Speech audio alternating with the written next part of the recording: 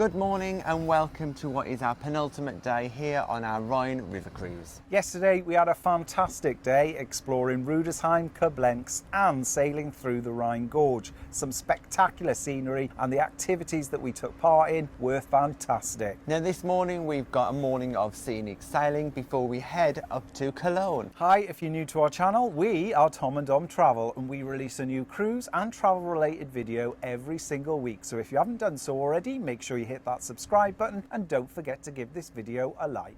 Now this morning we've had quite a busy morning already. We didn't get up till about 8 AM and then we headed down to the main restaurant for breakfast. Now breakfast on board does change every single day, so make sure you check the daily planner that gets delivered to your cabin the night before. Now today breakfast was served until 9:30 AM. We do have a meeting scheduled now at 10 AM to talk about our departure from the ship, unfortunately. In addition to that, for every single port there'll be a destination talk that takes place in the lounge where your cruise director will inform you about your destinations and the excursions that are taking place. So in addition to our disembarkation information, unfortunately, there'll also be some information about the tours that are taking place today in Cologne. Now we are just going to enjoy the morning scenic sailing here, do a bit of packing and then head to that meeting. So we'll catch you after that. At 10 AM this morning, the cruise director and the hotel manager called all passengers into the lounge so they could discuss our disembarkation arrangements as well as the tours and things to do and see in Cologne. As we were sitting in there listening to that information, the hotel director did let us know that delivered to our cabins while they were speaking would be some information about disembarkation as well as a little envelope if you wanted to tip the crew. In addition to that, we also had our bill for our onboard spend and it's been very reasonable. Now the envelope that was left on our bed when we came back did tell us some information about the crew. It gave us a crew list and there was also a recommended tip per day per person of 8 to 12 euros. It's your decision on how much you would like to tip the staff on board. You put it in an envelope, it's completely anonymous, then you drop it off at reception. All of the tips are split equally for each member of the crew apart from one person,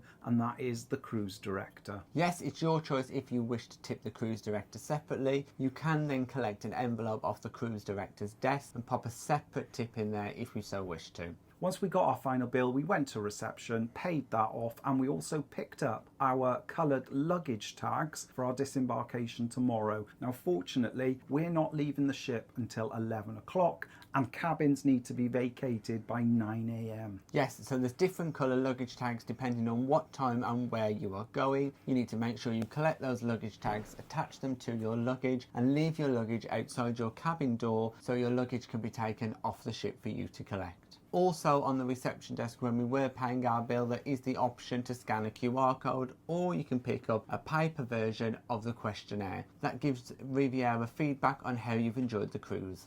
We then made our way up to the sun deck because I desperately needed a little bit of fresh air. After we last saw you, Tom and myself sat up on the top deck and just took in some of those river views as we were sailing into Cologne. On the way into Cologne, we could see lots of the city sights. We actually passed the chocolate factory that we are about to go and visit. We also sailed under several bridges and we could see the cathedral in the distance. We have also spotted another cable car, but we won't be going on that today. No, I think 3 is enough for this trip. Yeah. The ship sailed into Cologne in one direction, did a U-turn and sailed back down before we berthed next to another ship. But as we watched the ship dock, we realised that it was 12:30 and that meant it was time for today's lunch. Now lunch today was served from 12:30 till 1:30 and we headed straight down. After last night's excess, nobody on our table had any alcohol. Soft drinks and water only today. Not surprisingly. The waiter then came to take our order, so it is possible to order off the menu for certain dishes. The rest of the items are available buffet style and there is one main course that is served in the show kitchen. To start, we both went up to the self-service. I grabbed a couple of bruschettas with tomato, delicious, and some pasta salad. And I just grabbed myself a couple of slices of bread because one of our other passengers who are with us, Jess, gave us some of the cheese that she'd brought in Strasbourg, and we all got to try some of that. Then for a starter, I ordered the barley soup. Now that was once again really tasty, full of vegetables. For my main, I ordered from the menu and I had the BLT sandwich. It came with sweet potato fries, and the unique thing about it was they had cauliflower slaw. Never had that before. Yeah, very unusual. For my main, I decided to go to the show kitchen and try some of the veal. The meat was super tender, really nice. There was also the option next to the veal at the show kitchen to choose some potatoes and some cabbage. Overall, the lunches on board, just like the evening meals, have been really quite fantastic. There has been so much choice. We have really enjoyed all the options for food on board. Then on to dessert. Now, every day they've got a beautiful selection of different cheeses. So for those that enjoy a nice cheese plate, you can go up and help yourself to as much as you want. However, today, because we had eaten the cheese already, I opted for a little mini trifle, which came with fresh cream, a little mandarin piece on the top, and it was really refreshing and delicious. And I went for the cake of the day. There is always a different cake available each lunchtime, and that was soft whipped cream on a cake base with almonds on top. It was very, very tasty. It even had a little bit of kiwi. And then we've headed back to the cabin, and Riviera have given us another little surprise. We haven't really mentioned this, but as we're on the diamond deck, which is deck 3, this is where Riviera keep their premium cabins, every now and again they leave us a lovely little gift in the room. We've had a magnet of Geoffrey Chaucer, we've had a collection of polished rhinestones, and today we've got a lovely little Riviera tote bag. Yeah. How nice is this? So we're really looking forward to that. We can take this shopping with us later, Tom, like fill it up with stuff. So really, really kind of Riviera. So thank you very much for those gifts that we've had. And that is for all passengers who are on board staying on Diamond Deck. They're not actually rhinestones, polished rhinestones, as Dom thought they were. Now on further inspection we've discovered they are actually chocolates. So we'll be eating these, not displaying them at home. But you can see why I got confused. But a nice little gift from Riviera. So we are just about to get ourselves ready and head off the ship for a chocolate excursion. Yeah, so we're off to a chocolate factory and we can't wait to show you what we get up to. Riviera have also put on a number of walking tours of Cologne, and passengers that are interested in them have signed up at the tours desk.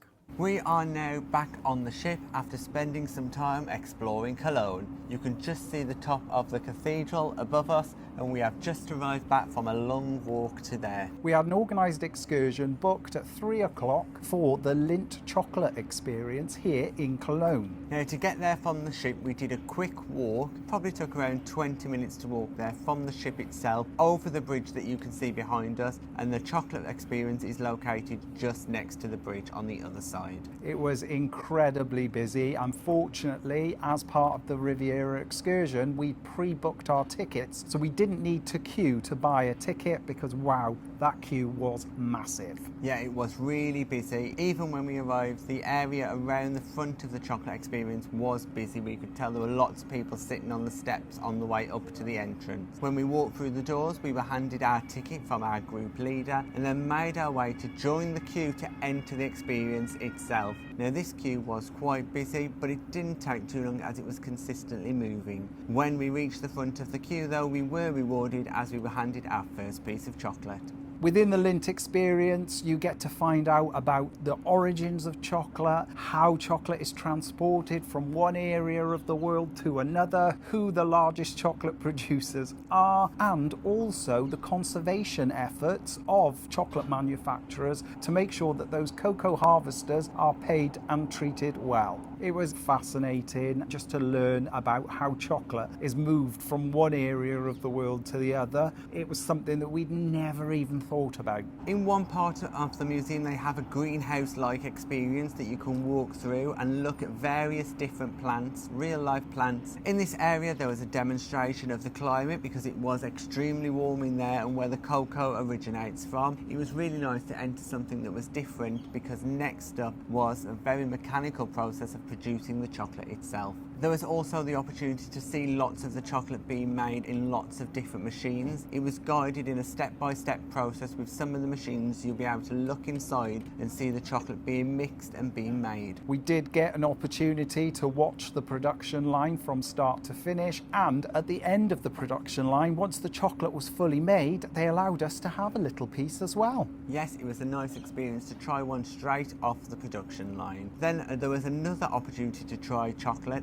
this time from a chocolate fountain, and we've never seen a chocolate fountain like this before. They dipped a piece of wafer into the chocolate and then handed it to us. Very delicious, nice and warm. It was a fantastic experience, and also we had the opportunity there to try on some of the Lindt hats that the chocolatiers wear. We then made our way upstairs where we could see some of the handmade chocolate being made. And then the final part of the museum was dedicated to the history of chocolate, right back to when the Mayans first discovered it, all the way up into modern day. There was also an old-fashioned shop recreated in the grounds of the experience itself. Really interesting to see how chocolate used to be sold. And that was pretty much the end of the tour. And they do have a very big Lindt store where you can purchase so many different types of chocolate. And there's also a cafe on site where you can have hot chocolate, teas and coffees, as well as chocolate cake. As we were leaving, again, we were offered some free chocolate. Yeah, always great to have free chocolate. We've kept that. We're going to take that home with us though. As we were already in Cologne, we checked on Google Maps just to see how far the cathedral was. It wasn't that far at all, around about a 20-minute walk. So we both decided, when in Cologne, go to the cathedral.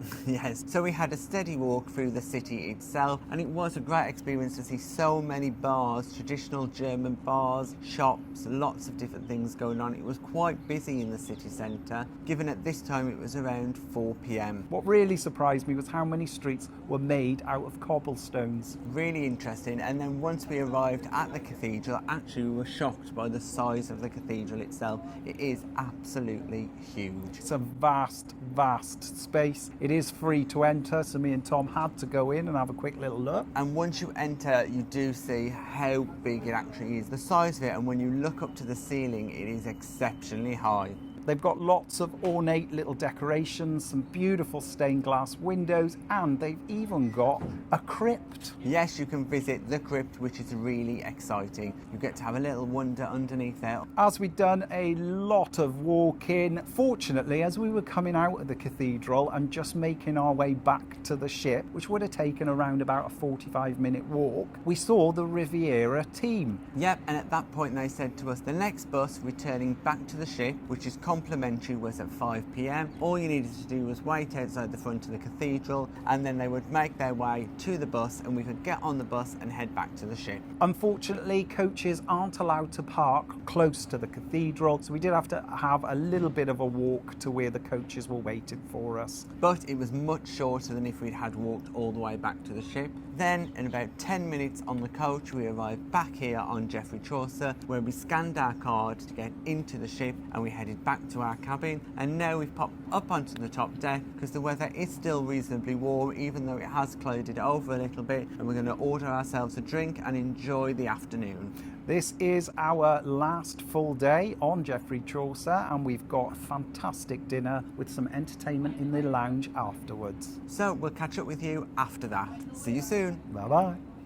And we are back in the cabin after our final night on board Geoffrey Chaucer. After we last left you, we went straight to the lounge at 7 o'clock, and at 7:15, the crew were doing a little parade. Yes, the captain came and introduced all the crew along with the hotel director. It was really nice to see all the crew, particularly the chefs and those who work in the kitchen, and the crew that we don't get to see every day parade around the ship, so we could all give them a big clap and thank them for their hard work. On the captain's welcome, as well as the formal night last night and this evening, as you entered the lounge, they had a few glasses of bubbles ready for us. Yeah, it was Key Royales tonight, so that was really nice, something different. In the lounge, they also serve a number of canapes on special evenings. We tried a few different canapes again tonight, including the duck rolls. We also had the brie and mozzarella. All the canapes have been top quality and tonight was no different. And you could have as many as you wanted. Absolutely, the waiter came round twice, so I did try 2 different ones. I think you tried 3, didn't you? After the crew parade, it was time to make our way down to the restaurant for our final meal on board. Now, as we have been invited on board by Riviera, we are in a group of 11 and we've bonded so well on this trip. They're all a great bunch of people from different industries and we wanted to sit together. Now, unfortunately, they don't have a table for 11, but we did manage to get 2 large tables that are close together in the restaurant. Now, there is no set seating and the policy on board is they're not allowed to reserve any tables. Once again, we sat down at a new table today with us all together, but we were quickly asked what type of wine we'd like to drink. I once again went for the red and the white, and you went for just the red. To start off with, tonight I ordered the Caesar salad, but without the anchovies. Once again, there was plenty of cheese on this Caesar salad. The sauce was great, thoroughly enjoyed. And I went for the feta and watermelon salad. Delicious. It had loads of feta in it. It did come with black olives, which I'm not a fan of, but I just didn't eat those. Then for our second course, we both went for the soup option. It was a courgette and artichoke heart soup, piping hot, full of flavour, and I definitely recommend it. Then we went on to our main course. What I have enjoyed about the restaurant, they always have one local dish. And tonight, it was a traditional German dish that included some beef as well as some dumplings. We had to try that. It was beautiful. The beef just fell apart, full of flavour, incredibly tasty. It did come with a little bit of curried red cabbage. I wasn't particularly keen on it. However, the dumpling was delicious. Now, we think it's really great that Riviera Travel do provide a local dish in each of the ports, and it's a really great option to try things that we never would have tried anywhere else. Then on to dessert. I went for the creme caramel. The texture was sublime. I really enjoyed this dish. And for my dessert, I had the ice cream choice. There was plenty on the plate. It was covered in pistachios and I couldn't eat it all because I was just so full. Once dinner was finished, we quickly headed up to the lounge where we had our farewell drinks with all our fellow passengers that we've been with. A really great bunch of people. We thoroughly enjoyed our time here. Arthur, the onboard musician, played a few songs, and then it was time to head to that coffee machine in the lobby where I got myself a cup of tea before we headed to bed, and that's where you find us now. We've got a little bit of packing to do before tomorrow morning. Fortunately, we don't have to leave our cabin until 9 a.m. and we don't have to put our cases out until then as well. So tomorrow is our disembarkation and we are leaving the ship at 11 o'clock. So next time we check in, we'll let you know how we're getting on. We shall see you in the morning. Well, good morning. We are here on what is our last day on Riviera Travel's Geoffrey Chaucer, and we're finishing our morning off in Cologne. Our transfer from the ship to the airport is at 11 o'clock, so we've got a couple of hours to spare before we have to disembark. Well, this morning we managed to get up at around 8 a.m. and we ended up going for breakfast around 8:30 because we knew that breakfast today ends at 9 a.m. In addition to that, we didn't have to put our suitcases out until 9 a.m. and that's when we also had to leave the cabin. But that's very different to an ocean ship where we've always had to put out our suitcases the night before, so it meant that we were able to pack everything that we needed into our main suitcases this morning. Once the suitcases were put outside, we headed up here to wait for our announcement to leave the ship. Now, the announcements are being done in order depending on where you're flying to, or, as with Riviera Travel offers, the opportunity to go on the Eurostar. So we've got about an hour and a half to spare and we're just going to sit and make the most of it. Let's catch you later. Well, we are now back at home in Wales, but we're going to tell you all about our last day on board Geoffrey Chaucer. When we last saw you, we were sat up on the sun deck, just enjoying our last few hours on board Geoffrey Chaucer. We decided to kill a little bit of time because we had about an hour and a half wait until our transfer to the airport, so we thought we'd risk a little walk into Cologne and back. Well, we didn't get too far, but we did walk across that bridge that is just behind our ship that we walked across yesterday on the way to the chocolate factory, and of course we had to stop off. Today at the chocolate factory it did seem much quieter, and we got a chance to take our pictures with those famous Lindt golden bears. Also located not far outside the chocolate factory, we did spot a land train, or a noddy train as some people like to call it. Now, we didn't see this yesterday at all, but if you are wanting to explore Cologne without having to walk all the way around, this could be a good option. As we were approaching back to the ship, we did get some great views of Geoffrey Chaucer. The ship looks absolutely fantastic, and we were super sad to be leaving. We pretty much did a loop around both sides of the river, across 2 bridges, and then we were back on board Geoffrey Chaucer. It took us around about an hour and 10 minutes to complete, and we made it back just in time for our transfer to the airport. The weather was quite cloudy in the morning in Cologne, but as we got closer to our transfer time, the weather got much better.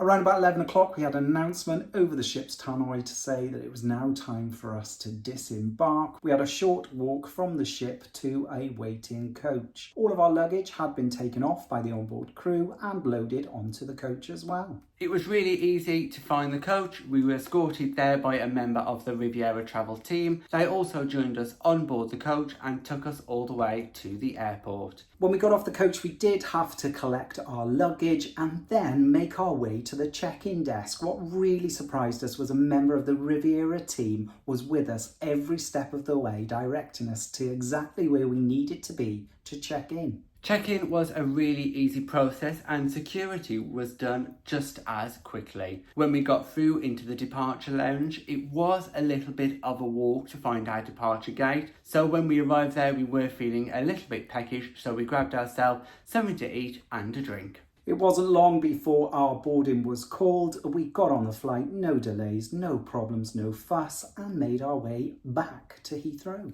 Now, differently to arriving when we flew into Basel, we flew on Swiss Air, but flying home, we flew back with Eurowings. Disappointingly, we did not get a chocolate with them. At Heathrow, it was an easy process. We went through customs, picked up our luggage, and then headed to collect our car. Yes, surprisingly, customs was very quiet for Heathrow, and it didn't take us very long at all. Now, if you remember from episode 1 of the vlog series, we did do a meet and greet car park option, and waiting for us in the terminal was our car. Also included in that was a bottle of water and a lollipop. A very nice touch. The company we used was Park Air 24/7, and they were actually fantastic.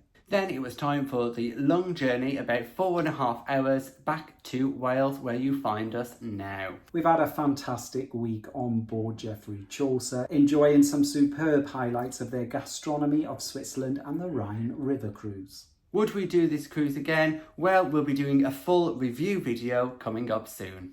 Thanks for watching our day in Cologne and our disembarkation of Riviera Travel's Geoffrey Chaucer. If you've got any comments or questions, just pop them in the box below and we'll get back to you. If you'd like to support us in creating future content and receiving exclusive benefits, we're also available on Patreon and through YouTube channel memberships. Thanks for watching. Bye-bye.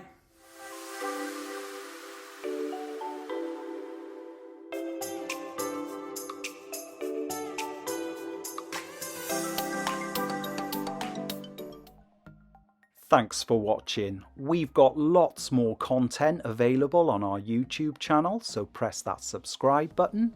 If you're interested in receiving daily updates, we're available on most social media platforms. Just search for Tom and Dom Travel.